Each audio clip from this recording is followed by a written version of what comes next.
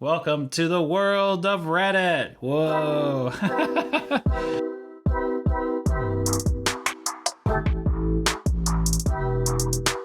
So, let's scroll some Reddit and do some chatting. Yeah.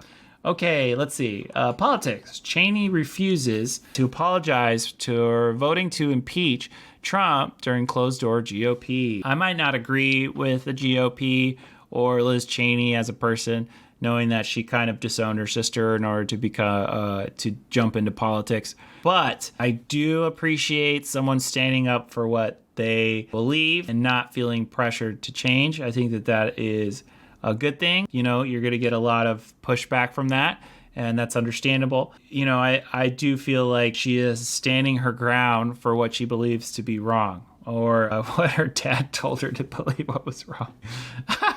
See, what would people say in here? Cheney is a frequent critic of Trump and his rhetoric. Said at the same time, there has never been a greater betrayal by a president of the United States. His office and his oath to the Constitution. I will vote to impeach the president. Good on her standing her ground. If anyone wants to know who the GP really are, or anyone thought they might change, guess what? They didn't. Marjorie Taylor Greene received a standing applause during the closed-door meeting tonight. Yes, she received a standing applause from the GPOP, God knows for what. And they chose to go after Liz Cheney for voting to impeach, but applause a member who asked for Democrats to be executed. Oh my, I didn't know she got, oh my God, I gotta see this. Major Taylor Greene gets standing ovation at closed-door GOP meeting. Okay, report received a standing ovation from her GOP colleagues following revelations of her apparent support for false flag school shooting and QAnon conspiracy theories, as well as a legacy of anti-Semitic and racist comments. Okay, so this is going back to the GOP believes that Marjorie is not in the wrong for things she said in the past. You cannot judge her for things she said in the past. You have to judge her for being a representative now. That's the message that I'm hearing from the right, which is interesting because it doesn't apply to anyone outside the GOP. Okay, so Republican Congressman Major Taylor Greene she reportedly apologized during a closed-door conference among House Republicans on Wednesday, following the introduction of resolutions from Democratic lawmakers to oust her from Congress or remove her from the House committee appointments. Earlier on Wednesday, House Minority Leader Kevin McCarthy said that the newly elected Congresswoman from Georgia will not face any consequences from within her own party for her history of bigoted remarks, including apparent support for executing prominent elected Democrats and Islamophobic attacks against other members of the House. This sets a precedent, right? It tells people that, you know, if your past is pretty sordid with conspiracy theories or threats against liberals, that you will be accepted. And this is what's dangerous about that. At no point should that ever be accepted, because it provides an open door for those who have done the same things to enter that world. And those type of people, to me, are scary and do not deserve any power, to be honest with you. I'd be very worried. It scares me to think that someone believes all these conspiracy theories that have been proven wrong, and to give them a position of power, because to me, obviously what they believe is kind of far out there, right? So there's going to be no agreement between that person and someone on the other side of Congress, right? They're so far to the right that their agreement is probably going to be like midway right? Essentially not a good representative for that district, unless that district is all Major Taylor Greene's, which it could be. This is also fascinating to me. Something that's interesting is that the Democrats have said that they want to pardon her or remove her. Here it is. Democratic lawmakers to oust her from Congress or remove her from the House committee appointments. So this is interesting to me because I think it sets a precedent. We'll see it come back, right? If the GOP takes over, they'll remember this and they'll be like, "Hey, let's oust them from Congress," right? It seems so weird to me to do this, but obviously, like, the reason they're doing this is because of these things that she's done in the past, right? Support a false flag school shooting and the QAnon conspiracy theories. Like, to me, that person needs to go, because if if what you're pushing out there to your followers or people are these very dangerous topics, then there's no room for you to kind of agree or to explore. There's going to be no understanding of the other side. She is staunch in her ways, right? She got to this point in her life and she's like, yeah, that's what I believe. So anyone that really even tries to talk to her from the other side of the aisle will never get her to agree on something. That's so scary. What else is scary is like anti-Semitic. Like you would think that this type of hatred would go away like when World War II was over, but it hasn't. For some reason, it's still there. And that to me makes no fucking sense. Like, why is it still there? People like to place a lot of like their own troubles into other people. Like I'm not at fault. It's the other people. It's hard to like realize that like our world's gotten to this point. And I always go back and forth on this. Like I always feel like, I don't know, it's points in my life. Like I feel like I woke up to new things, right? Where has this been like all my life? Like I'll listen to this great podcast on Twitch, Q Anonymous. And to me, it's just like totally interesting because I have no background and I've only started researching like what people who like wholeheartedly believe this stuff really do believe, and how even when certain expectations that they were looking for were not met, still believe. So it just feels like some days you just like, when was that going on? And then you're like, all of a sudden you're like, oh, it's going on? Like, what the hell? He said past comments from and endorsed by Marjorie Taylor Greene on school shootings, political violence, and anti-Semitic conspiracy theories do not represent the values or beliefs of the House Republican Conference. If they do not, you have to say that it's wrong. And you're not saying that. You're allowing it to continue. You're allowing it to stand. You're saying, all right, cool, it's here, not a big deal. This is essentially what you're saying. It's not a big deal. This is crazy. Okay. He also drew false equivalence between Miss Greene's behavior, for which she has never publicly apologized for, and the past controversial comments and actions of various Democrats' House members. In a damning statement condemning the GOP leader's approach to Miss Greene, House Speaker Nancy Pelosi said that his failure to lead his party effectively hands the keys over to Greene as an anti-Semite, QAnon adherent, and 9/11 truther. After several conversations and literally running away from reporters, Minority Leader Kevin McCarthy, this dude ran away from reporters. He will not even face. Like, how much did you sell your soul that you can't even face what you're saying? Like, you can't even face what you release. Who's writing these reports for you to just run away and not even... At least Liz Cheney had the guts to be like, you know what? Yeah, I'm voting for that. I don't care. You don't even have that.